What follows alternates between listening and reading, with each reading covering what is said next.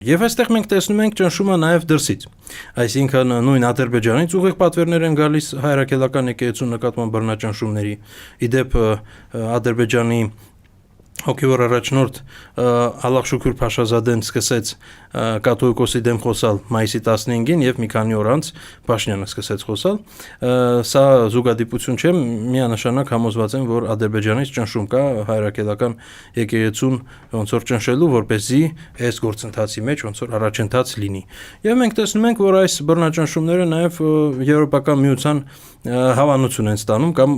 որոշ դրվագներում չեզոքություն, բայց նաեւ հավանություն, ինչի հավանություն։ Ինչպես է երևում։ Տարբեր ծրագրերի եւ հայտարարությունների մեջ, ծրագրային փաստաթղթերի մեջ կա գրված, որ պետք է Հայաստանում եկեղեցու դերը վերանայվի, փոխվի եւ այլն։ Դա, այսպես ասած, կարելի է ասել, որ դա շատ ուղղակի ընդհանուր բարակապակցություններն են, բայց դրա տակ պետք է հասկանանք ինչ արդեն բացվածքներ կան։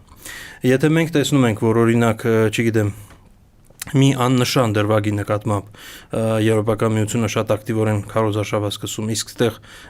լռումը եւ հակառակ նույնիսկ անցած տարի, հիշեցնեմ 2024 թվականին, երբ որ Բագրատի կազմակերպած ցույցի ժամանակ իշխանությունը ուժ է կիրառել եւ մի քանի վիրավոր կար, Եվրոպական միության արձագանքը եղել է, դե մարտի 1-ի համեմատ լավ ա եղել։